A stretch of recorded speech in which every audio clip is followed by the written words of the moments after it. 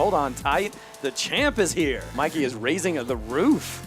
He is loving it. Let's be real for a second. Let's be real. I'm excited to be real today. Mikey, we're now explain yourself. I don't hate Russell Wilson. Todd hates T.Y. Hilton. I know why he likes Nick Foles. Do you know why? Because he scored 55 points against them in the championship game last year. Running backs in Andy Reid's systems, just fantasy gold mine. Sign me up there, man. Yeah, and he's passing for 1,000 too, because his offensive weapons are shit. Maybe. Oh my God, I can't even believe this, Eric. Todd comes out with some outlandish shit. Come on. But that one wins the night. You deserve the torture of watching those games if you get them. There's a problem with all those names. None of those guys are good. Exactly. That's my point. That is 100% my point. Hey. All I'm saying. Hey, I'm a very unique individual. You know, that's. I'm sure all the owners think so. Oh, man. Just when I think that they're out, they pull me back in. What is going on, MHA owners? We are back, and we are just pumping out these podcasts at a crazy rate. I know a lot of owners aren't ready for fantasy football yet, but we did have 8 of the 12 owners tune into the running backs episode, so that must have been an interesting one for them to take a listen to. So we're back here, and we're excited to talk about some wide receivers. I'm Eric Lansing, of course, your token Derrick Henry enthusiast, if you listened to the last show. Also joining me is Mikey Renault and Todd Diamond. Happy July 4th, gentlemen. Yeah. Bonjour. Bonjour. or to quote, this is America. Yeah. We're not going to talk too much politics on this show.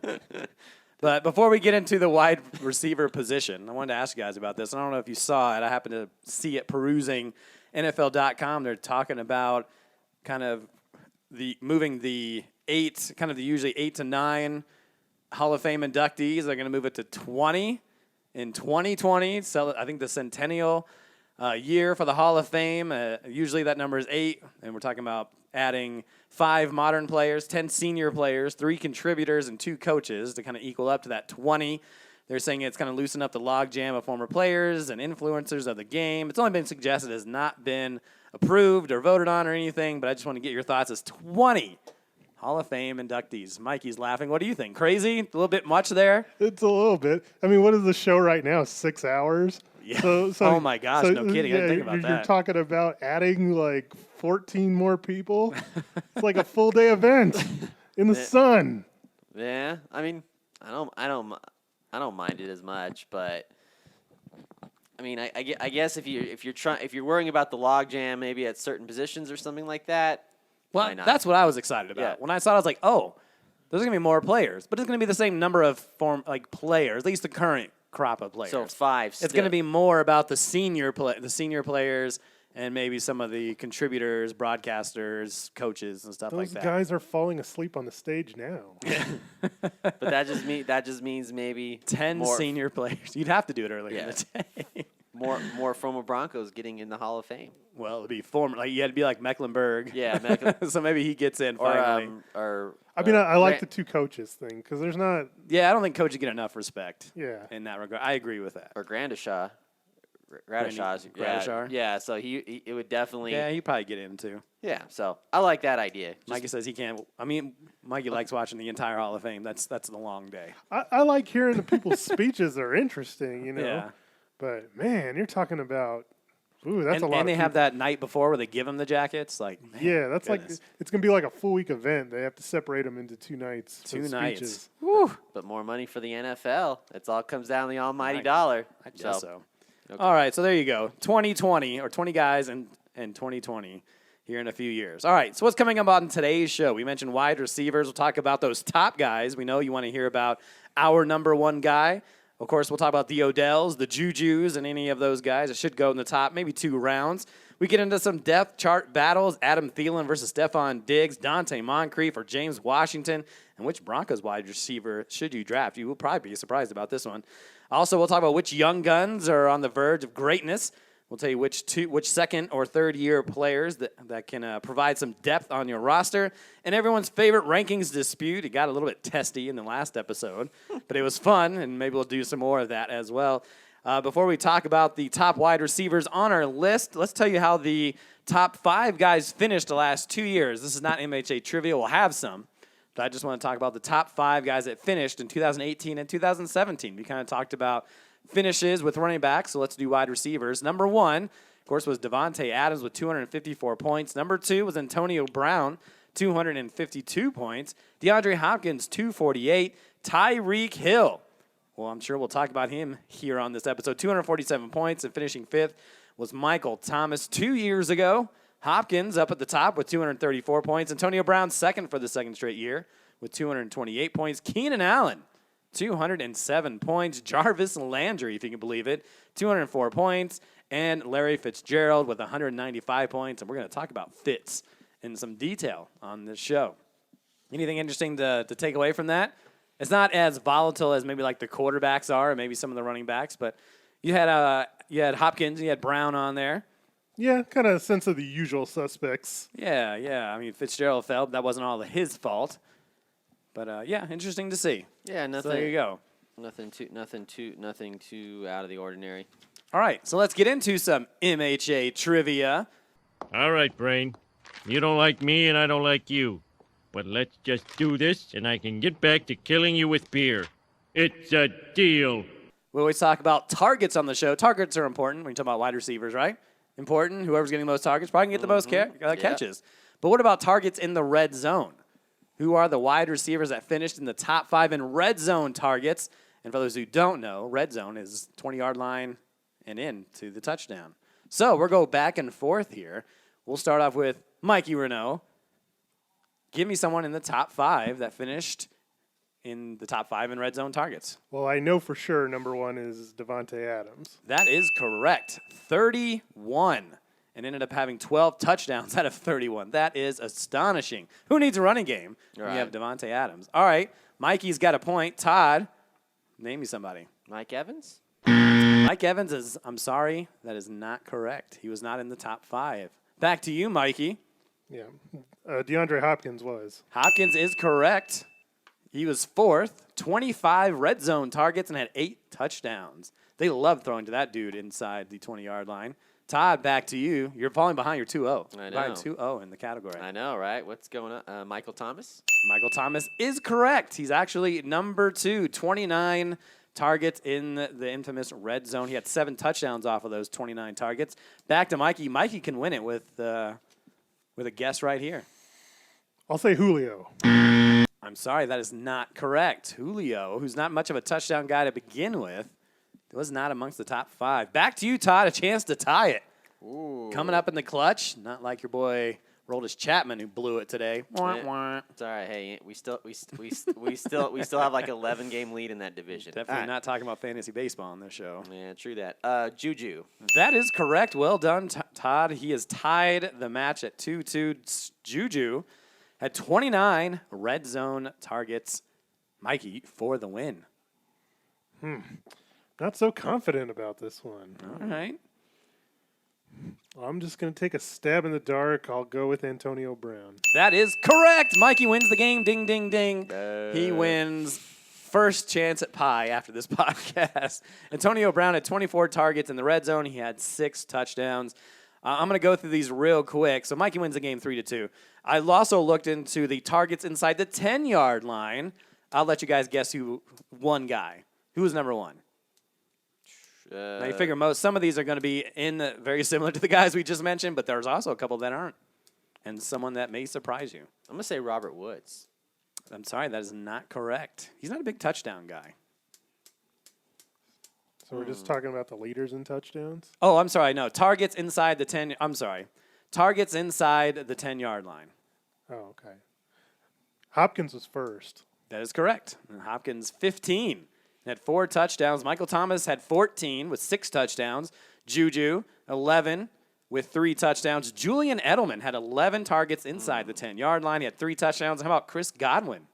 Had 11 targets inside the red zone with 4 touchdowns. So interesting stuff there. Let's go through some news and notes now. To me, the most amazing thing about the news is that whatever goes on in the world, it exactly fits the number of pages that they're using in the paper that day. Interesting concept. I mean, I don't know. They must stand around after each edition going, I don't believe we just made it again. Just, you know what I mean? Just filled it up. If one more thing happens, we're screwed. There's no more room in this paper. Not a lot of news going on these days as we are at the beginning of July, but there are some stuff to talk about. Sony Michel had his knee scoped last month. We didn't really mention that on the running back show, but he's back on the field, seems to be okay. But that's something to keep an eye on. Raiders will be on Hard Knocks. I don't think we mentioned that, did we? What do you guys think about that? You excited about that? Yeah, Hard Knocks is a cool show, and it's good to have a team that has so much intrigue and what could be a possible train wreck. We'll see. Yes, I train mean, wreck. they're probably thinking, man, we should have waited one more year for the Cleveland Browns. Imagine the Cleveland Browns on Hard Knocks this year with OBJ and Baker. Whew. But Sure, but I think Antonio Brown, that's going to be interesting. Chucky, I think that'll be. Josh Jacobs is going to be flying up people's boards. Chucky, obviously, something else. Yeah, no, A lot absolutely. of good stuff. I Yeah, think. I mean, the Montez Raiders. Perfect. Oh, my goodness. You know he's going to stay far away from that Richie show. Incognito. Oh, somebody's gonna die. Somebody's gonna. There might. Good thing it's on HBO, because if it was on regular TV, a lot of stuff would be cut. There might be an episode where they might not be able to air it. Yeah, there's a director's cut. That's probably what's going to happen. All right, so interesting. Raiders on Hard Knocks. That'll be fun to watch. Kareem Hunt having conversations with had a conversation with cops over an incident. Doesn't seem to be anything serious, but man, that dude just cannot stay out of trouble. Jarvis Landry and Odell Beckham working out together. I guess that's news. That's all the news, really. It's Landry and Beckham working All out right, together. pumping iron. There you go, being friends for now. And lastly, Texans running back coach says Deonta Foreman is light years ahead of his schedule. A couple years ago had the Achilles tear and seems to be well on his way. We talked about Foreman on the running back show, but it seems like he's working his way back up and Good for him. maybe force the issue with Lamar Miller. Okay, let's get into some wide receivers. And what everybody wants to know, who is our number one wide receiver? And by the looks of the list, it's a sweep. DeAndre Hopkins, the guy who did not finish first amongst our point system. In fact, he didn't finish second. He finished third in our point system, but we all have him at number one. Todd, why do you have DeAndre Hopkins over guys like Devontae Adams, who you had on your team, finish first, and ahead of Antonio Brown, who finished second? Well, I think with Adams, I've said is just that was his first year that he actually, kind of a breakout year really for him. So I kind of want to wait and see if he can put up either close to those same numbers again or even more. All right, then I'll put a number one. But Hopkins, I think this is where Hopkins breaks out and supplants his flag as the best wide receiver in the NFL. I have him 1,900 yards receiving, 18 touchdowns, 130 yards, 130 receptions. 130 receptions. This is where he goes. This is where he goes. Calvin Johnson. I mean, I almost, when I was doing my projections, I almost wanted to go. He was gonna break Calvin Johnson's single season receiving record, but I didn't go as far. But this is where Hopkins says, I'm here, and I'm the best wide receiver in the NFL. So you have him number one as well? Yeah. You like those numbers, do you? It's a little much for me. But for me, it was just like I thought about number one, you probably have to be able to think, well, this is a guy I'm going to take in the first round and be comfortable with it. So what I looked at is who I thought was the safest guy. So there's definitely upside with him, but I want the guy I know is going to get that 150 targets no matter what. And to me, Hopkins is that safest option. And I know that Hopkins is the guy that Watson looks for in the red zone. We just talked about that. Yeah, we just talked about it. And so, Good segue. Well, I don't have him the same kind of numbers Todd does. I think he'll hit at least 1,500 yards. And I'm just playing devil's advocate because I obviously have Hopkins too, but why not Adams over Hopkins just for the fact that Adams, the second receiver, isn't as good as Houston's number 2 and number 3? That's hard to say, though, because, Houston's number 2 and 3, one of them is injury prone. The other one's coming into his second year.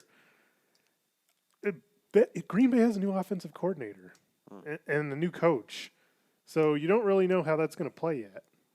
So, again, I got to go safety here. I agree. You talked about safest, getting to 150 targets. He has averaged 170 targets the last 4 years. Averaged.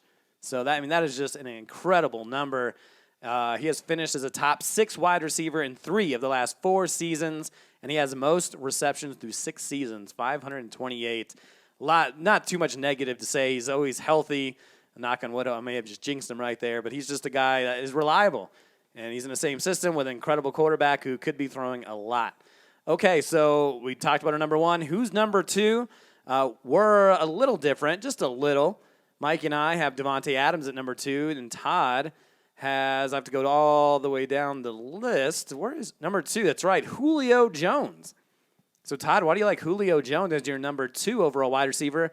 Again, over Adams, who was obviously your number it's 1. more of got you to the championship game last year. It did. Hey, I mean, like I said, I'm a very loyal guy to my to my To player. a fault. To a fault. I know to the end of time, but hey, that's how you win championships. But no, the reason again, it's going back to let me see if he can do it again, because we as football fans, we're like, oh, this is they have such a great season, and like, oh, they're going to keep doing it, and then they have kind of a slump, and we're like, oh, what happened? Julio, again, another one of those consistent wide receivers who, doesn't put up a lot of touchdowns, but yards-wise, again, go projections, what a shocker, 1,800 yards, and I get him at 12 touchdowns, 120 receptions. Those 12 touchdowns would be a career high for him. Yeah, so I think this year he kind of breaks that mold a little bit. Obviously he's attached to Matt Ryan, who said MVP quarterback. So and they definitely throw the ball a lot in that offense, and that's why I have Julio over Adams. Not saying that obviously Adams definitely showed obviously had a career high in a lot of categories last year, but again I need to see him do it again. If he does it again, if Davante Adams does it again, I'll keep moving Todd him is up. calling him a fluke. Calling Adams' season a fluke. I'm not. I mean, it's not so much a fluke. It's just more of let's see if he can do it again. I mean, it was Davante Adams. It was so what? Okay, yeah. And I know you've talked quite a bit about Adams already, but last year you said he was going to score 20 touchdowns. He got pretty close. He played 16 games, got 13 touchdowns. Why can't he do it this year? What has changed? We talked about new offense, and maybe I don't know if that's what it is. No, but has it changed that much where you still don't think you could put up number 1, number 2 numbers? I know we're nitpicking, but that's what you do at the top of the yeah. I mean, I think he's obviously capable because he showed it last year, but I don't want to crown him the best wide receiver in fantasy just because he had one good season, one career high season. Yet. So that's the thing. I'm just if he, like I said, if he does it again, I'll keep moving him up. But I just don't want to go in with the high expectations, like, oh, he's gonna put up maybe what he did, the same thing he did last year or even more, and he doesn't. So it's kind of just the kind of wait and see. And obviously I have him ranked 3rd, so it wasn't like I totally just said, oh well, that was it. One good season. That's all you get. So Mikey has Adams number 2. Why would you take Adams over Julio? I just look at the connection that he's got with Aaron Rodgers. Part of the reason I didn't think that Julio's going to be as good as he was last year is I project a jump for Calvin Ridley. So I think that's going to take, not a lot, but it'll take a little bit of volume away from Julio. So I dropped him a little bit because of that. With Adams, they're coming back with almost the same exact personnel. So I don't really see a whole lot changing as far as that's concerned. And I think he's still going to be looking for him in the red zone. And that's with a receiver, especially my number 1 guy. Touchdowns it's something that's hard to predict, but with Adams, it just almost seems like it has to be. Like, where else is that going to come from? Yeah, Adams has, in the last 3 years, 35 touchdowns, trails only Antonio Brown by 1. So you're right. It seems like the last 3 years, it's just inevitable for sure. I won't say too much about Adams other than I think Rodgers is going to have an MVP season. I think he's due for a big bounce back. Okay, so we talked about our number 1. We talked about our number 2. Let's talk about someone specific here. Juju Smith-Schuster Is he a top 5 wide receiver? Where do you guys have him ranked? Do you like him? Mike, you had him on your team last year, is that right? Or am I thinking I of did. the other league? Okay, so you had him in this year. We'll start with you. Juju, where do you have him ranked? So where do you have him ranked? Is he a top 5 type wide receiver? He is. I actually have him ranked 3rd. He's 3rd. That's correct. So Mikey, Hopkins, Adams, and now Juju. So state your case, homeboy. Here's the thing with Juju. I believe that with Antonio Brown out of the picture, that this is strictly going to be a volume thing that's going to get him up there. I think he's going to lead the league in receptions. And I don't find that to be a hot take. I don't see any other way around it. So I have him. I think he'll lead. I have him at 118 leading. The Pittsburgh was the most pass heavy team in the league last year. You don't see that changing much? No, not a lot. I mean, that's just what their offense is. And when they lost Antonio Brown, that's 168 targets they've got to divide. So I would have to think that Juju's going to get at least some of that. And he was already a guy that was averaging close to 7 receptions a game. So, yeah, it's hard to believe that he would not, based on volume alone, get himself up there. I don't know what it's going to be on the touchdowns, but as you said, he was up there in red zone targets. So, Yes. I just think this is going to be a leap where he's going to be worth at least looking at towards in the first round, early second round type stuff. Leading the league in receptions in a PPR league, for sure. Yeah. I think for sure. If you think he's going to lead the league, unless you think his touchdowns are going to be under 10, he's had 15 touchdowns in his first 30 games. He's 4th all-time in receptions in his first 2 years of his career. So, incredible. Big numbers. What do you think, Todd? Is he a top 5 guy? You have him. Well, tell me where you have him ranked, and is he a top 5 type Yes, of I receiver? have him right at number 5. Okay. I've ranked him 5. Yeah, I mean, obviously with AB gone, they got to throw the ball to somebody, and obviously Juju definitely, showed it last year because obviously they would, double team AB, and Juju would,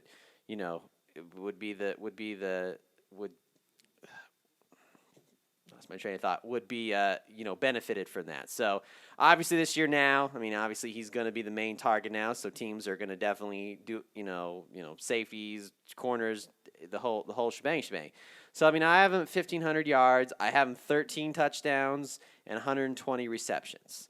So we'll, obviously, the Steelers team's definitely going to look a lot different now. I mean, now the realities are really going to set in. No Le'Veon Bell, no AB. It's all Juju now. So I'm going to ask you, Mikey. Last season, Juju had 111 receptions, and you're saying he's going to have 118. So it's only 7 more, and he only finished 8th in our scoring system. That's not I guess the touchdowns would have to go up, and if he's going to be, unless the league as a whole goes down. But if we're talking about similar league point system, he'd have to score quite a bit more touchdowns. Yeah. What do you have as your projection? The opportunity is there. I have him at 8. Okay. So, yeah, because I have him at 118 catches, 1,581 on yards, and 8 touchdowns. So, yeah, I mean, the opportunity will be there to get where he needs to get Are we to. worried at all that can he handle being number 1? I think he's shown he's got a real sense of maturity about him. He seems pretty mature. Yeah. Just based on Twitter, fine. I don't know if that's a good thing or a bad thing, but he doesn't say anything stupid. He seems to be pretty positive. The thing I like about him is he's just a playmaker. He only had 3 games with 10-plus targets, but when you're playing with AB, there's only going to be so much. But he had 8 games with 100 yards or more. So, man, so even if he didn't get 10 targets, he was still turning those short passes or the passes he did get into long gains and touchdowns. So I think it'll be over 10. So from one guy who's kind of on the straight and narrow to a guy who's a little bit volatile, maybe a lot more volatile, Odell Beckham Jr., new team, new quarterback, better production. What are your guys' numbers for Odell? Todd, we'll go ahead. You love the numbers. Of course. Well, I have him at 1,200 yards receiving, 10 touchdowns, and 110 receptions. The only reason they're not higher is because Jarvis Landry is still there. You still have a lot of weapons. There's only one football to go around. I know we talked about earlier at the beginning of the podcast, they're both working out, so they're trying to get on the same page. But again, there's only one football, so you're definitely gonna have to spread the football around. So I don't know if Odell's gonna be able to get all the volume that he used to, like he did in New York. Because in New York, he was the guy. I mean, we maybe counted Sterling Shepard.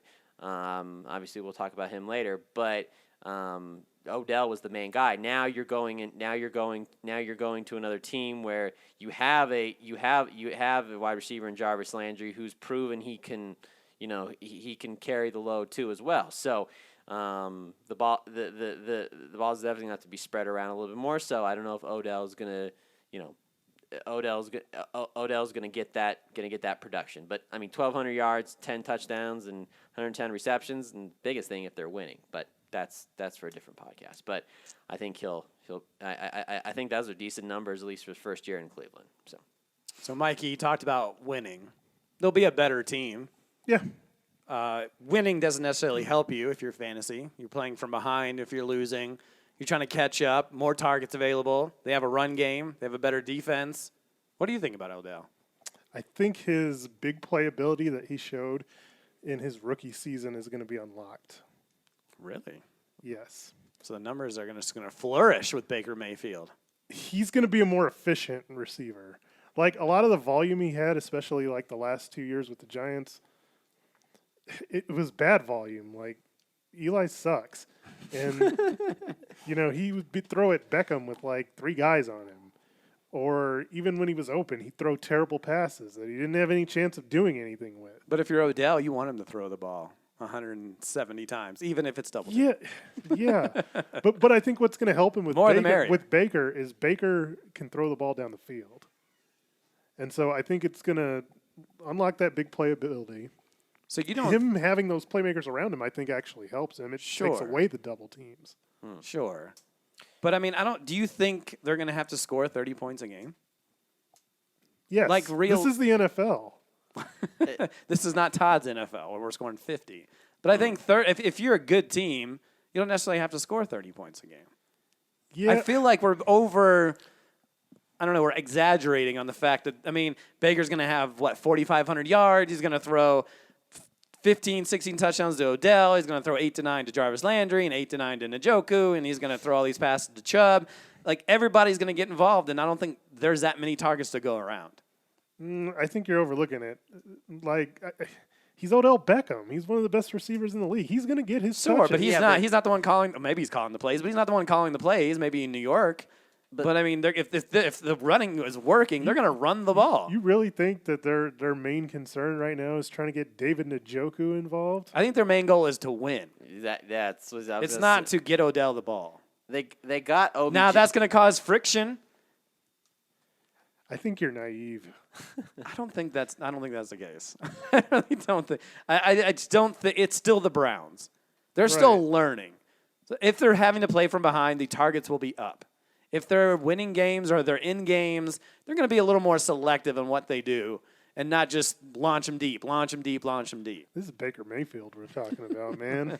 He's going to get his guys He still has someone involved. to answer to. All right, we gotta speed this up a little bit. I didn't give my numbers. Fine, give me your gosh darn numbers. All right, I got him at 102 catches, 1,418 yards, and 11 touchdowns. 11 touchdowns. Okay. So let's talk about it. We kind of talked about Antonio Brown in the last show. Is he a first-round wide receiver? Todd Quick. No. Very good. I like that. Is quick. That's good. Mikey, what do you think? First-round talent. He'll probably be an early second-round pick. Agreed. In terms of rankings, Mikey has Brown 5th. I and myself and Todd have him 7th. And in terms of Odell, we all had him ranked 6th. Okay, let's talk about Mike Evans, man. He is always a tough guy to rank. 1 year he's good, 1 year he's bad, 1 year he's good, 1 year he's bad. And so now coming into this year with a new head coach, kind of a new offense, where do you guys have Mike Evans in your rankings? Mike, you go for it. I've got him at number 7. Okay. And I think that he's going to follow his trend and have a really good year this year. I think Bruce Arians is going to really, really help this offense out. I think it's going to make Jameis Winston a better quarterback. I think that Mike Evans is going to have a really damn good year this year. Wow. Actually, wouldn't you count last year as a good year? Yeah. So technically, if it's on, off, it's his off year. But you're saying he's going to have another a better on He year. didn't have like a spectacular season as far as like He was his numbers like, weren't his- through the he had a roof, but he's career- number 2 He wide had a receiver. career high in yards last year. Yeah. But he wasn't like a big touchdown maker or anything No, like just that. eight touchdowns. His receptions weren't like super high. So, like, I mean, I think he can get close to 100 receptions this year. And I think that he gets double-digit touchdowns. Okay. So I have higher expectations. You have him 7th. I have him 8th. Todd has him 11th, so not as high. Do you not? Why don't you like Mike Evans as high as Mikey? Or as much as Mikey? Quarterback play. I mean, Winston. He just you never know what you're gonna get from him. He's just not consistent. And Jameis Winston is a quarterback. I mean, I wasn't too high on him anyway. But obviously, Mike Evans is still a top wide receiver. I mean, I have him 1,500 yards, 95 receptions, and 11 touchdowns. Pretty damn good. That's better than me. Those are pretty good numbers. But that's just because he. The word even though I'm not a big Jameis Winston fan, they still get him the ball. They still have to throw. And like I said, I have Adam Thielen and Keenan Allen and Amari Cooper over him just because I like their quarterback play just a little bit more, and the offense is therein. So yeah, it's almost like it's like Mike Evans is the OBJ when he was with the New York Giants. That's all they had. That's all they had. So they had no choice to get him the ball, even though they're like you say, Mikey. Eli sucks, so Jameis Winston sucks. But they still have to get him the ball. But their talent helps overshadow the bad quarterback play. That's what I want to say. So for Mike Evans, he finished 9th in our point system last year. Played all 16 games. He's averaged 148 targets the last 4 years, and in his 5-year career, he's never had under 1,000 yards. So that's pretty impressive in itself. He's dealing with a minor hamstring injury now. Should be okay later. Only 25. I'm surprised he was only 25 years old. It just feels like he's been around forever. So it'll be interesting to see where he kind of goes. As we mentioned, I have him 8th, Todd 11th, Mikey 7th. Mikey the highest on him. What about Keenan Allen? I had him last year. Kind of had a down year compared to where he was 2 years ago. Decent in terms of where he placed. He finished 4th, I believe. And then this year, in 2017, he finished in the top 5. And then last year finished 12th. So, Todd, what do you think about Keenan Allen as he enters his 7th season in the NFL? I mean, I have Keenan Allen number 9th. I mean, obviously, I like the offense he's in. Obviously, Phillip Rivers throws the ball a ton. Obviously, they've got great weapons around him as well. I have Keenan Allen 1,250 receiving, 115 receptions, and 10 touchdowns. And that's just more of the fact with Melvin Gordon, because obviously Phillip Rivers likes dumping the ball off to him as well. So that might take some touchdowns away as well. Obviously Mike Williams as well too, and obviously the injury factor too. That's always a factor too, because we've seen it in the last few years. Even in preseason, Keenan Allen is on the field for 2 seconds and does something, and he's out for the year. So, obviously, I mean, I have him ranked 9th, but that's just more of, if he can stay healthy. If he can stay healthy, he's, if anything, if he stays healthy, he could jump a lot of these wide receivers because he puts up that much volume. Well, what if I tell you that he hasn't missed a game in 2 seasons? Say if he can do it for He's got to see. 3, Todd's got to wait and see. You got to remember, Todd got burned in week 1 when he had him on his team. Yeah, a little bitter there. Still hanging on to the bitterness. So, Todd, the highest on Keenan Allen. Mikey, the lowest, 14th. Why'd you push Keenan Allen so far down in the rankings? It's not a knock on him. It just he's not. he's not going to get the touchdowns that I think that the other guys are going to get. And Hunter Henry's coming back. No. You know, the Chargers are a team that likes to run the ball a lot in the red zone, so that scares me a little bit. And when you've got a tight end, especially one that, you know, Rivers loved to target in the red zone anyway when he was healthy, I just think it knocks a little bit of his volume off. Not a knock on him. He's going to get his catches, no doubt. Yeah, he's a reception machine. Yeah. But in terms of touchdowns, he had 8 as a rookie, but hasn't been in really close since. He's not a double-digit touchdown guy. The thing that bothered me about Keenan Allen, but someone who had him, is the team ran first, and they were always winning games, and they never had to throw it. It's true. Yeah. So while his receptions were there, he never really had any big breakouts. He was never a 2-touchdown type of guy. And I think that some of the guys, I had him ranked 11th. There's a couple of guys above him have more touchdown potential. He had just 3 100-yard games, which I found surprising. But while he gets the catches, it's not much for bigger volume. Mike Williams, Tyrell Williams. No, Tyrone Williams is in Oakland. Right, but just saying but for last year, yeah. they would throw the balls deep to those 2 guys, and he would just kind of be the dip and dunk guy. So, yeah, for sure, I kind of feel the same way. 149 targets, 136 targets the last couple of years. All right, keep going with these top guys. So T.Y. Hilton, what's his ceiling? And Todd, who apparently doesn't like T.Y., didn't even have him ranked for the second year in a row. I keep forgetting. I don't know what it is. When I'm going through my rank, I don't know what it is. So, Mikey, T.Y. Hilton, you have him ranked 11th. I have him 14th. Todd must have killed his father, prepared to die type of scenario. But give me your thoughts on T.Y. I like T.Y. Hilton. I just like that Indianapolis offense in general. It's elite in my opinion. You know, the big plays and the yards are his thing, so he's not as big a reception guy as the rest, but, you know, I think that he can hit over 1,400 yards receiving. So, and in that offense, I just look for opportunities for him to be a big-time scoring threat too. So you think his 6 touchdowns are going to go up? Yeah, I think they can go up, absolutely. His 6 of his touchdowns, so he had 6 touchdowns, 4 came in 4 games. True. So, but he had 0 touchdowns in the last 6 games. Yeah, you know the risk with him though. Yeah, he's like one of those guys. He that puts up weeks that are winning weeks. unreal, and then he'll just put up duds.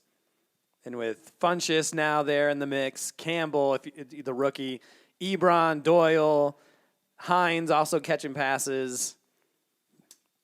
I don't know. He's always one of those guys. I mean, I have him ranked 14th, so I like him. You know, and I I just don't know. I have him getting. He also turns 30 this year. I have him getting 1 more touchdown, so I have him at 7. So it's not like a huge increase, but yeah, I have him at 88 catches and 1,461 on the yards, which is pretty good. Okay, so let's go to a guy that Todd does like. How about Julian Edelman? In terms of rankings, Mikey the lowest at number 20. I have him 15th. Todd has him 13th. Julian Edelman, 33 years old, but he got a 2-year extension. Tom Brady's safety blanket now. Gronk, they don't know what's going to happen with him. You know, like I said, that's Tom Brady's go-to wide receiver. I mean, whether it's in the slot or even going deep, you know, Tom Brady finds him. I mean, I have Edelman at 1,100 yards receiving, 90 receptions, and 8 touchdowns. Now, the reason I have maybe touchdowns a little bit low is because they'll probably maybe try to run the ball a little bit more because they do like to dump the ball off. Again, another one of Tom Brady's safety blankets we talked about in the running back podcast was James White. So that might take it away, but still, Julian Edelman is still Tom Brady's still number 1 target because you don't know what Josh Gordon, what's going to happen with him. You have a rookie in McNeil, so Edelman's the guy. And like I said, in Gronk, you don't know if he's going to come back or he's going to stay retired. So that's what I got. Mikey, quick thoughts on Edelman. He's the perfect Eric Lansing pick. Safe pick? Is that what that is? Safe pick. No upside, no downside, Yeah. except for injury. But just right there, just safe. He'll get you your 10 points. You'll be happy, but he's not going to bust out and get you that 20, 25-point game. Just the Eric Lansing safe pick. It's the Eric Lansing special right there, man. That's funny. He has Only played- you spoke of the injuries. He's only had 16 games played in a year twice in the last 5 years.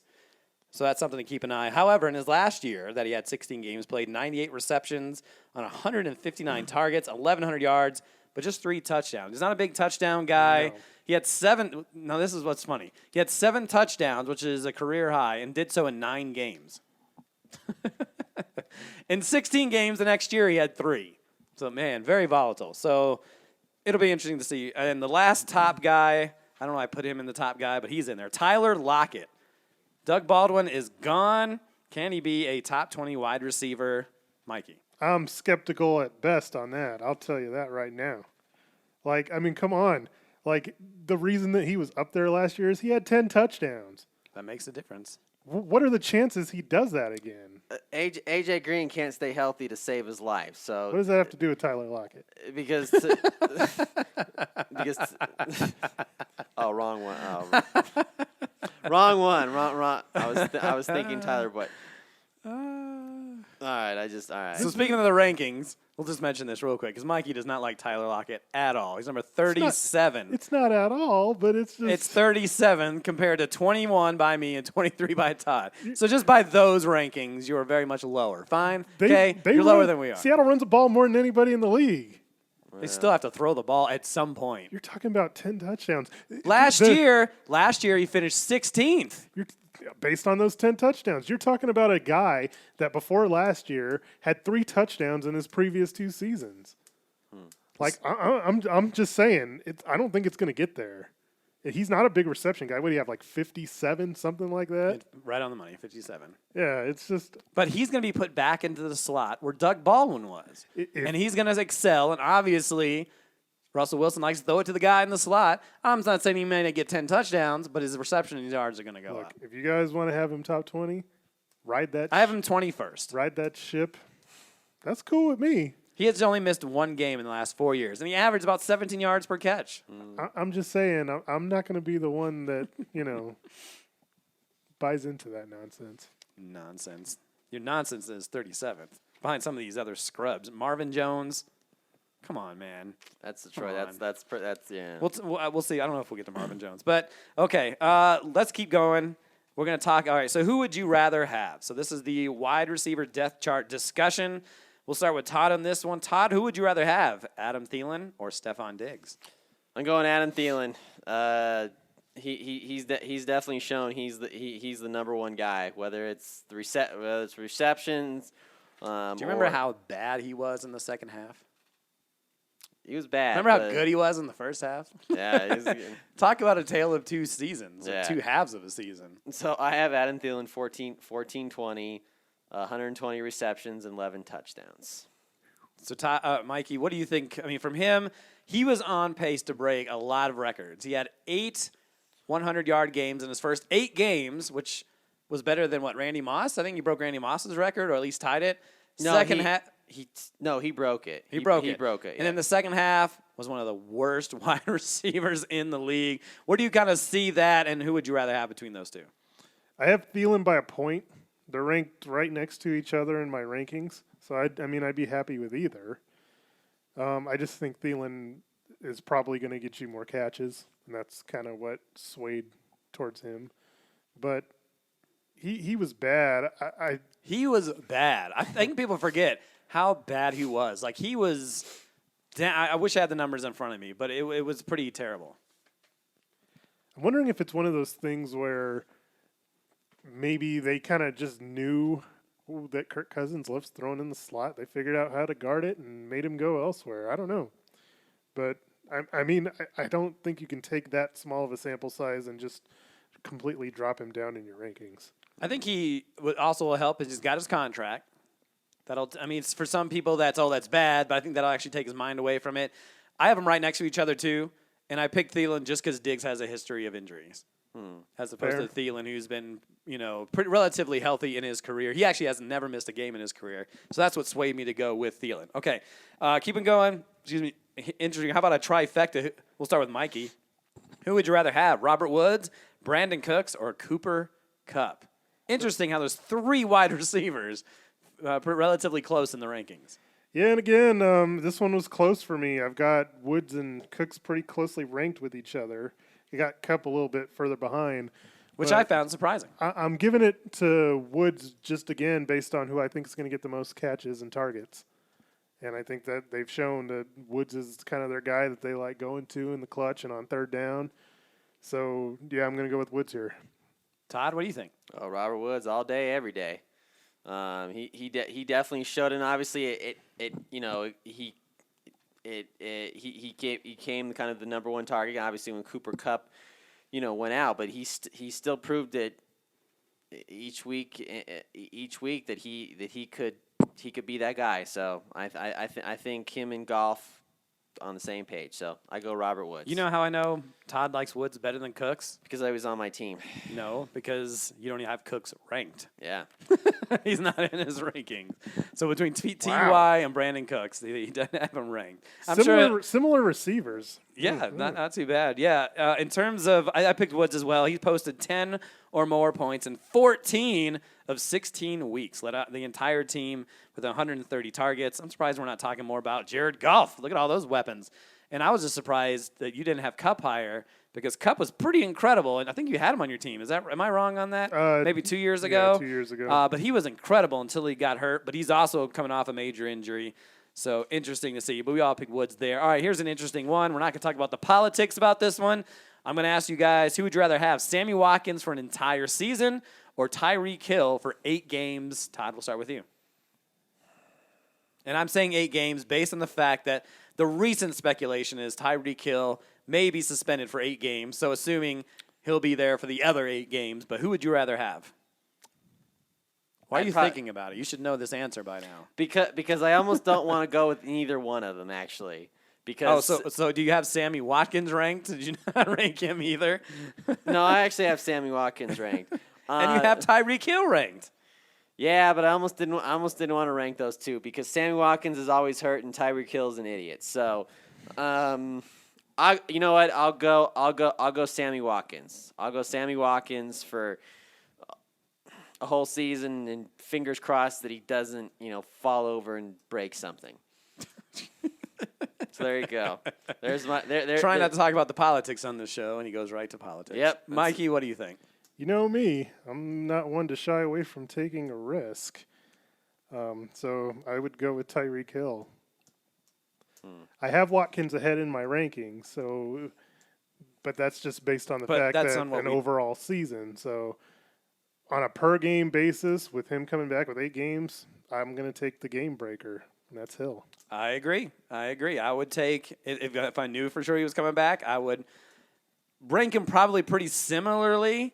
I probably wouldn't have him as high as others, but I would definitely rank him up there to have a chance to grab him. Okay, Mikey, how about, who would you rather have? Would it be Golden Tate or Sterling Shepard? A couple of Giants wide receivers attached to your favorite quarterback in Eli Manning. And again, there was another one very closely ranked in my rankings, but I got to go with targets and volume and what I thought, and I think Golden Tate's just slightly above him. So, yeah, just based on that, I don't like that offense. I hopefully will not end up with either guy, but if I have to pick one, I'm picking Golden Tate. Won't you have to be a little excited that they're going to be losing and having to throw? And there will be targets available? But again, who cares if they lose? But if they're throwing and chucking the ball. You know how this goes, don't you? You watch them play, you're like, oh, yeah, that's what it should mean. They're going to have to throw a lot. And then you watch them throw, and you're like, man, he can't even get the ball to him. It's all Barkley. This is awful. It's all dunks to Barkley. What about you, Todd? Would it be Golden Tate, brand new to the squad, or Sterling Shepard, who got a 4-year deal? Oh, Sterling Shepard. Oh, he Right definitely showed some flashes last year, in that at least in that offense that that Eli trusted him enough to do it because he could play on the outside, play in the slot. So I think I don't know what flashes you saw. What flashes did you see from 66 catches and 4 touchdowns? At least some promise, at least. At least some promise. Well, at least the Giants saw something to give him a new deal. So the thing I'll say, and the thing I read, and who knows if it's true, but I'm gonna say it on the air. It says Golden Tate will play in the slot, and that's where Shepard thrives more. And so Shepard will have to be pushed to the outside. And in the last couple of years, he has seen 62 targets, 0 touchdowns. So my answer is Golden Tate. Todd, we were talking about Juju and your amazing numbers for him. What do you think about Dante Moncrief? What do you think about Dante Moncrief or James Washington? Who would you rather have? Moncrief. Just because I've seen Moncrief has definitely showed some flashes when he was in Indianapolis. So he's going to to another quarterback, Hall of Fame quarterback. So I'm definitely going to go with Moncrief. James Washington really hasn't shown anything in that offense. And I mean, who knows? I mean, this year now with AB gone, the ball's going to be definitely spread around a little bit more. But I'll go with Moncrief, who I've seen it and seen him actually prove that he can put up some decent numbers. Seen what? I mean, I agree with you that Washington hasn't shown anything. But Moncrief is at least What has Moncrief showed? Like, he has just one 100-yard game in his last 3 seasons. And he hasn't played a down with Big Ben. That's what the offseason's for. He has never had more than 733 yards in a season. Never. Never, never, never, never. And enters his 6th season. What do you think about it? Who would you rather have? That's a tough decision, though. Yeah, I'm going to go with Moncrief, but here's my reason why. It's not like I think Moncrief's going to be out of this world amazing, but I think when they start the season, if they have a 3 wide receiver package, it'll probably be Juju and Moncrief on the outside with Switzer in the slot. So I just think that Moncrief is going to have more opportunity, and Washington will kind of be more of a specialist guy that's in there for, certain plays. Why wouldn't they put Washington in the slot? Because they like Switzer there. And just to do a Switzer, North Carolina.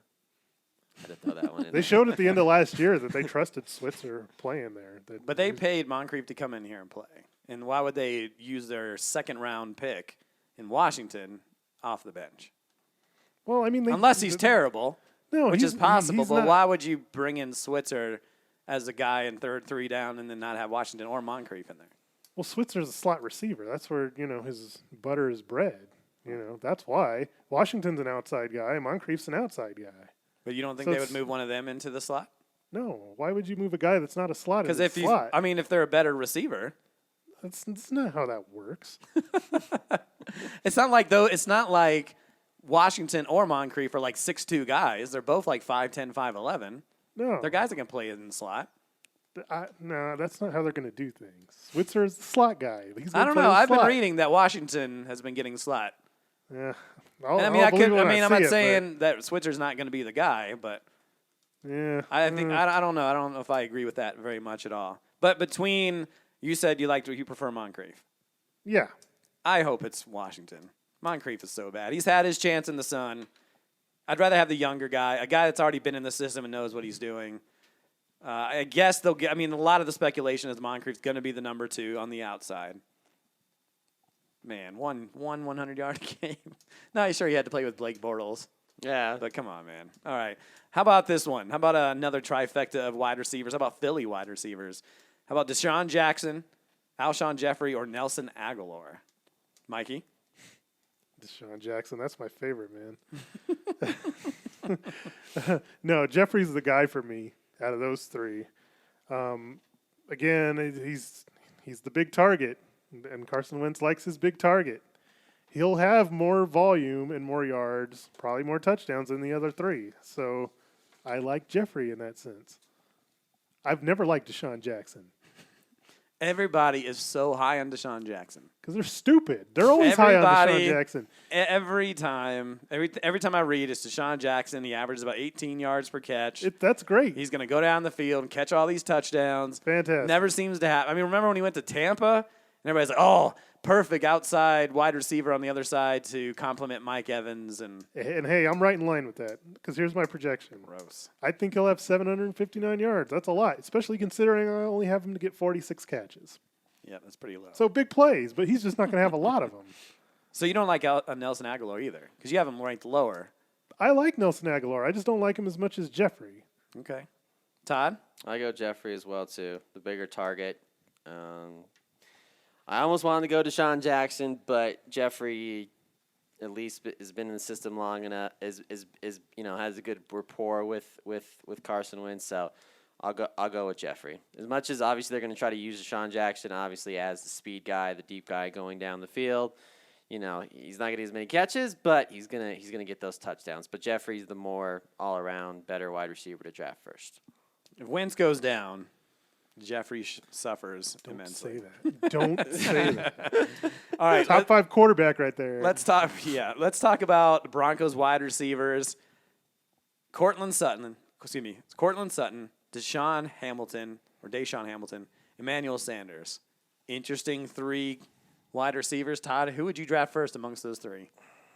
I think I'm still going to go Emmanuel Sanders. Oh my goodness. I know you probably didn't want to hear that, but That's why I picked it though. So tell us why. but I have Emmanuel Sanders 31 and Cortland Sutton 32, so it's not like it was a huge drop off. But I think just more Emmanuel Sanders just has more to, more to prove. Obviously now, when he had Peyton Manning throwing him the ball, he knew like, okay, this quarterback is going to get me the ball, and I'm going to make sure I'm going to do everything I can. So it's more of a psychological thing. So that's why I would draft him first. Who gives you the right to give us any kind of psychology? That's very true. Where is your degree? It's not in psychology.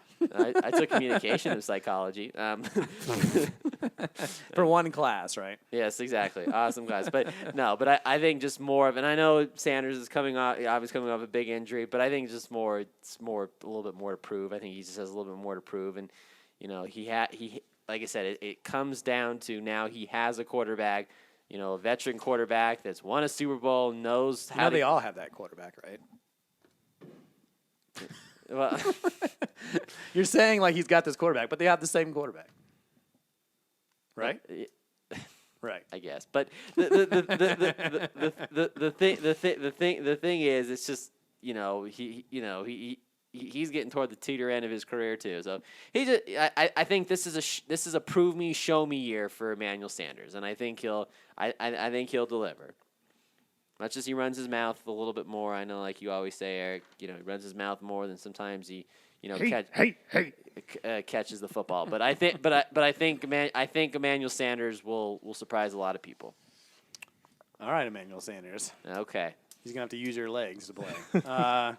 What do you think, Mikey? I'm concerned about the injury with Sanders. Super concerned. I mean, there's rumblings. He's not playing now. There's rumblings, despite what he's saying, that he's going to be ready for Week 1.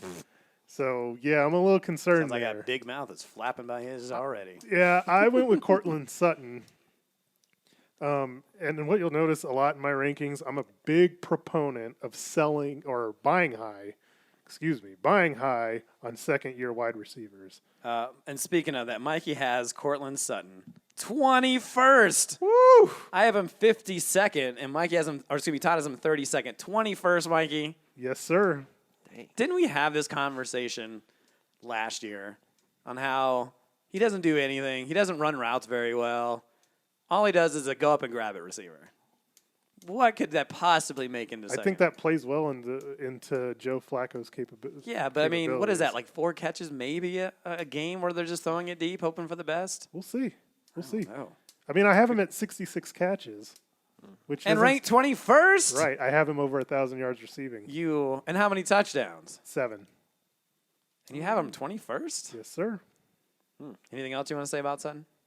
I just, like I said, I think it plays well with Flacco. Second-year receivers, man, it's where they make their jump. I know I'm going to be ahead of the field on them, and that's fine. We're lapping you on this field. That's okay. 21st. I have him 52nd. That's 31 picks later. Yeah, you're way off, man. I don't think so. I don't think he's going to put up decent numbers. In fact, I put Deshaun Hamilton over all 3 of the other 2 guys. Now, we mentioned Sanders. I don't think there's so much negative going on with him. But Hamilton came in late in the season, averaging close to 10 targets a game, had 40-plus yards in his last 4 games.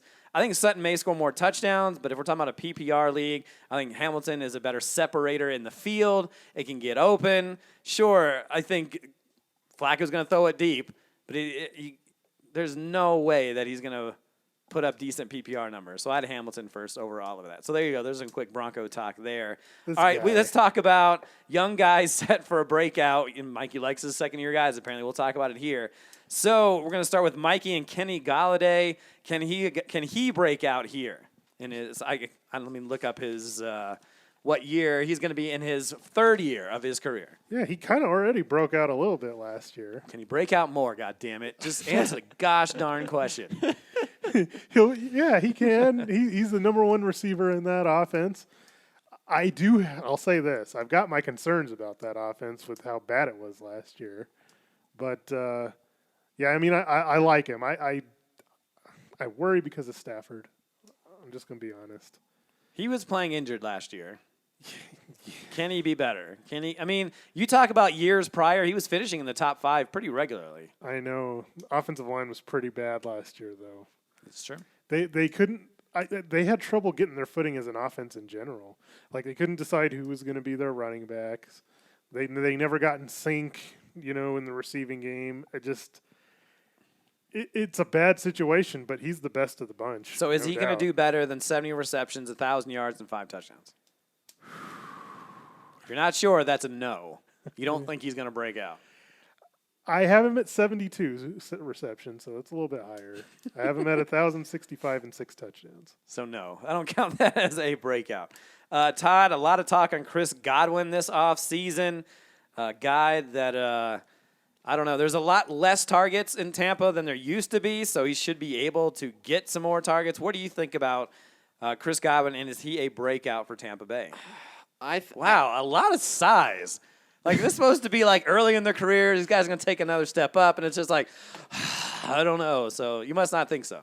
I mean, I actually have him 70 receptions, a 1,000 yards receiving, and 8 touchdowns. Now, again, that's just more of, I think that Tampa Bay offense, they're going to be playing from behind, so I think that'll definitely will help Godwin, and obviously they're because Evans is going to get double teamed every single time, plain and simple there.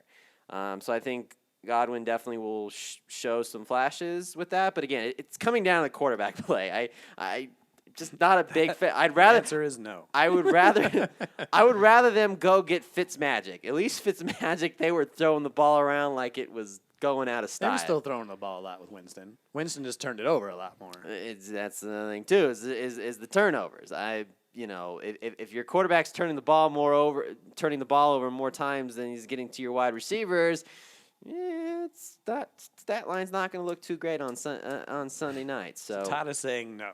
All right, how about Mikey? Do you think DJ Moore is set for a breakout here in 2019? Yeah, he'll be a lot better. I really think so. He's more in the mold of like a T.Y. Hilton, though, and you got to know that going in. He's not going to be like a super consistent option for you, but I feel like he's one of those guys that he's going to have his weeks where he just busts out. Big-time playmaker, super speed. They can run him on reverses.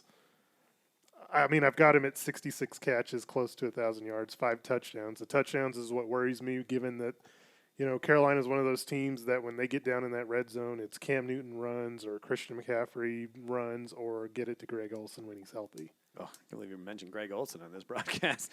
We'll see what he does this year. For just some quick notes on DJ Moore, he had 8+ targets in 5 of his last 7 games, so really started figuring things out at the end of last year. A couple of games he didn't have, because obviously Devin Funchess has gone out of that mix. In the 2 games where Funchess didn't play, 8 for 91 and 4 for 81. So he might be set for a breakout. Now, and we'll get your take. I know you wanted to talk about Ridley and Mikey, but we'll start with Todd. What do you think about Calvin Ridley? Is he set for better numbers than he had in his rookie year with Atlanta? Oh, absolutely, bigger numbers now. This is. Hold on tight. The numbers are coming. The numbers are coming. So obviously, last year, 821 yards, receiving 10 touchdowns, 64 receptions. I got him at 900 yards, receiving 75 catches, and 11 touchdowns. Now, that's just more of the fact of how many numbers, what the numbers I had set for Julio Jones at 1,800 yards and 12 touchdowns. So, is that your tablet making noise right now? We're trying to do a podcast.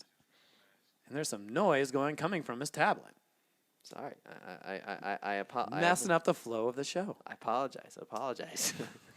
Sorry, but no, Maybe we cut off his mic for 10 minutes for that. Penalty. Sure, why not? I'll mime my So stats. Todd thinks that Ridley's numbers are going to go up a little bit. Mikey, I just want to get your take because you're higher than us. I have him 23rd. Todd has him 20th. You have him 16th. And you mentioned at the beginning of the show you thought Ridley was going to have a breakout. Yeah, I think he's going to be a lot better. Now, I'll say this. Getting to the double-digit touchdowns that he had last year, that may regress a little bit. But the other numbers, his yardage and his receptions, I think will go up. So, yeah, I think he'll be a more consistent week-to-week option than he was last year.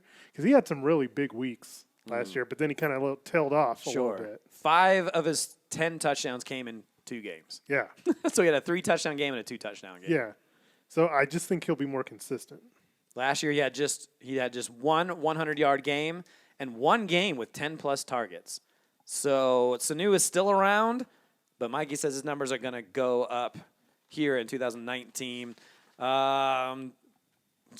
Mikey, Dante Pettis, a guy in San Francisco who put up some okay numbers last year. A lot of people are calling for him to have a better year. What do you think?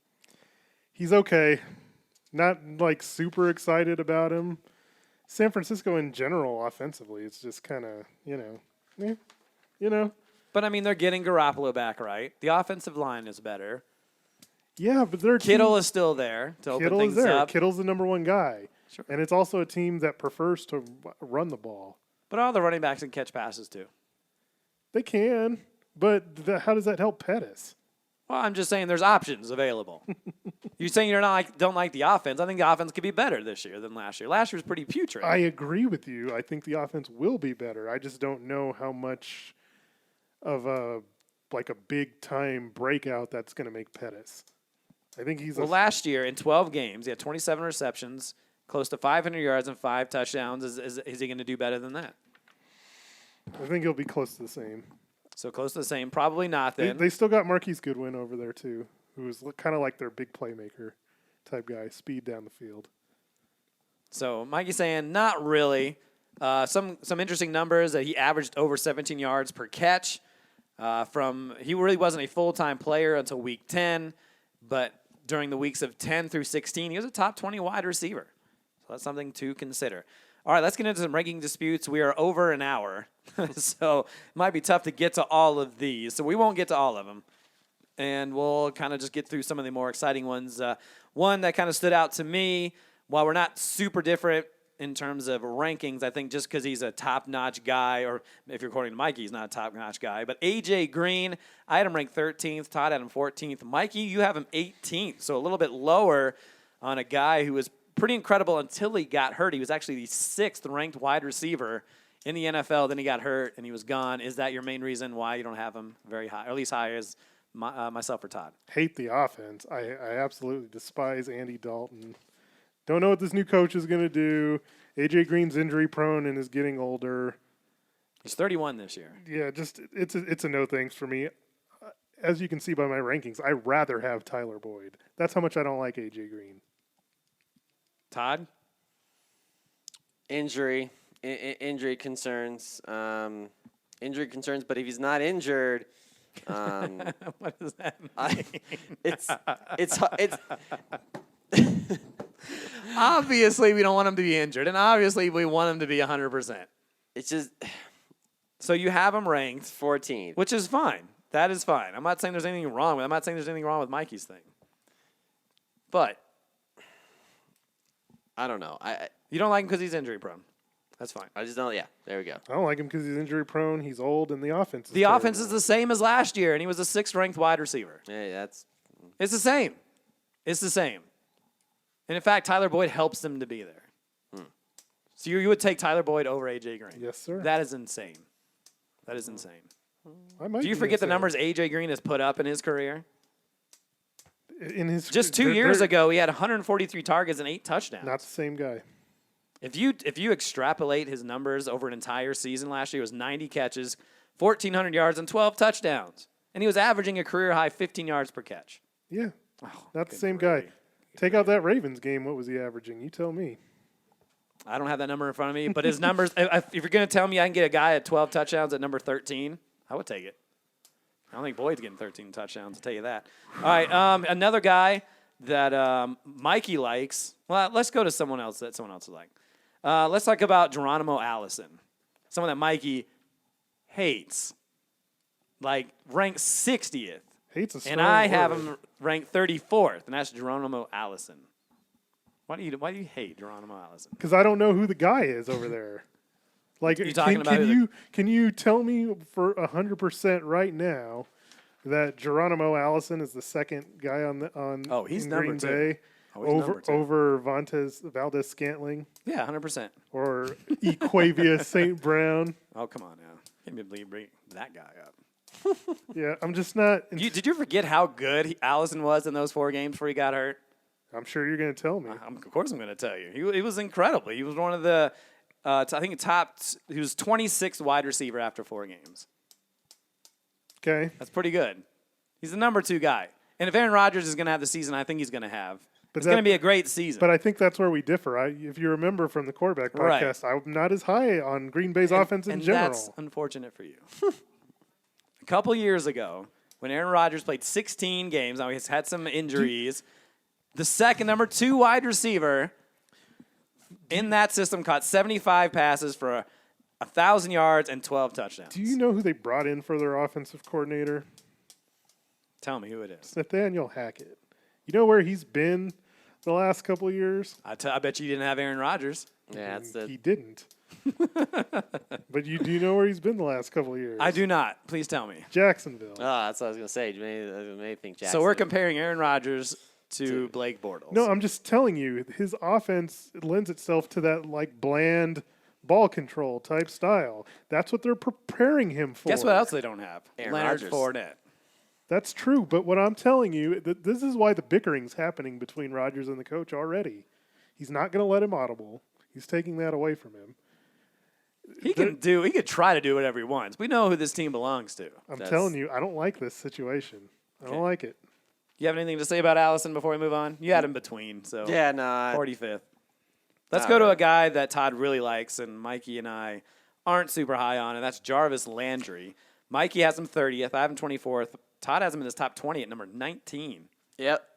Talk about Jarvis Landry. With OBJ on the other side, that's going to open. It's going to open the floodgates for Jarvis Landry, whether he's on the outside or in the slot, as well. Because obviously, last year when it was just Jarvis Landry, cornerbacks and safeties were gonna hone on him, and now you have OBJ, so now you opens it up. So and now the way that offense is gonna be in Cleveland.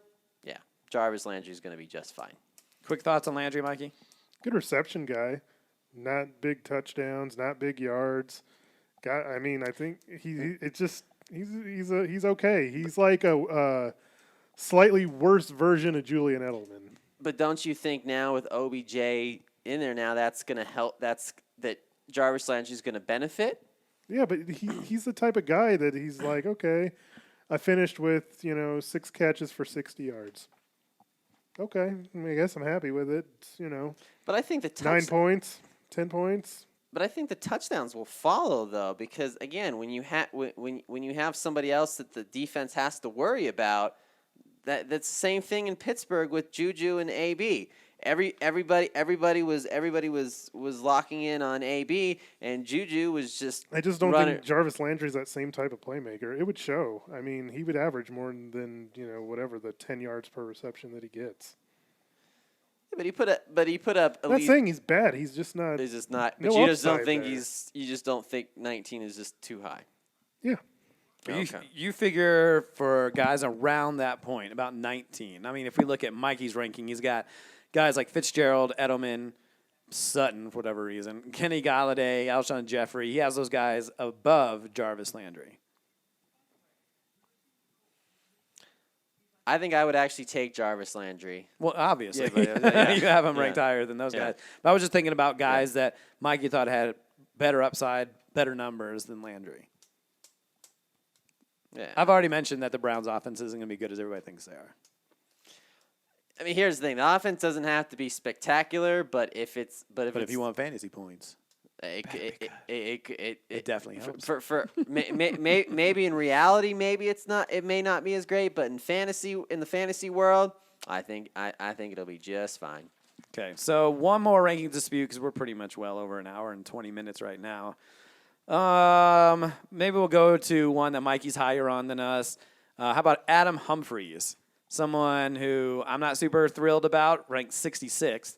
Mikey has him 40th, Todd 52. Talk about Adam Humphries. Now, I mean, 40th is not super high or anything, but you obviously like him a little bit better than us. What is it about Adam Humphries that you like? Here, I thought we were going to talk about Fitzgerald, but let's talk about Adam. Should we go to Fitzgerald? Do you think that'll be a little more exciting? I think so. Okay, so we'll save Humphries for another time. So let's talk about Larry Fitzgerald. I have him ranked 32nd. Todd, 29th. Mikey, 19th. Oh, man. Explain yourself. I'm calling my shot here. Let's hear it. I'd love to hear it. I am a believer, and I'll be in the minority on this. You guys can call me out if it doesn't happen, but I am a believer in the Cardinals' offense this year. I'm like going down my list, and I still haven't found him yet. That's how it works. Sorry, go ahead. So, okay, tell us why you like him. I just look at what he does, the type of volume he's going to get playing the slot. Last year, what I think you can do with all the Cardinals' numbers last year is almost just make them disappear. Like that season never existed. Well, like David Blaine or? Yeah, poof, it's gone. It's gone. No. It never happened. That's more like David Copperfield. I'm just trying to adhere to today's magicians. David Copperfield was like the 80s. But David Copperfield made stuff disappear. David Blaine locked himself He's in a box. making his career disappear. Go ahead, Mike. Look, their offense was bad for so many reasons last year, most of which was the offensive coordinator, the way that they were calling plays, the bad offensive line, the terrible quarterback play. None of that was Larry Fitzgerald's fault. Okay? I don't see any reason why he can't get back to what he was doing the year before that, where he was top 10 guy. I think this offense is going to be pass-centric. I think he's going to get a ton of volume. You know what kind of red zone threat he is. I like him to bust out, be back to the guy he was. Whoa. One of the things you told me that you mentioned earlier in this broadcast is proof. We haven't seen anything from this offense. We don't know if Kyler Murray is going to be any good. We're going to know if this new coach and new offensive coordinator can come in and just do something that they're saying different than the league. They're going to go to this college system. He said proof. Well, we all talked about it, okay? But we don't know. I think that we don't know what to expect. And then to rank like Larry Fitzgerald, we love him. He's 36 years old. I think Kirk's going to get more volume. He's younger. More playmaker. I don't know if I see number 19. I don't disagree with you there either. I think they're both going to be solid. And so Kirk, but to have him 19th over some other guys. Because I know what that man does in the red zone. That's why. Sure, but they got to get there first. And I believe they will. Is David Johnson going to run? I think David Johnson's going to be fantastic. So what kind of, offensive-wise, are they going to be putting up 35 points a game? Maybe not 35, but high 20s. Why not? Why not? So in terms of guys at 19, I think we all agree that Larry Fitzgerald's a great player. He's still going to put up good numbers. But in terms of over guys like Julian Edelman and Kenny Galladay, I don't know. I feel like he's got the capability, but there's so much uncertainty where other situations of guys I just mentioned where we know they're certain. We know what's going to happen with them. We know what Julian Edelman is. Yes, safe, whatever. You know what Kenny Galladay is? You sure about that? I feel a little more confident in his offense than Larry Fitzgerald. Do you? Even if it's the same as last year, I feel like he's going to put better numbers than what Fitzgerald is in this season because we don't know. Because we don't know. I'll take my chances 100% of the time with the Cardinals against the Lions. Come on, man. We saw how bad the Cardinals were last year. Yeah. And I understand they have a new coaching system, but there's still a lot of the same players, some of the same offensive linemen over there. It's not like they're just going to come in and run roughshod over the league. It's going to take a while. Even if they do get to 28 points a game, it may not happen until the second half of the year. The difference is I think the Cardinals want to score 30 points a game where the Lions would be happy scoring 17. Well, but they have to. But the thing is, the Cardinals have to be able to do this. You still have a rookie quarterback. If David Johnson is able to carry it and help Kyle Murray, get all those points.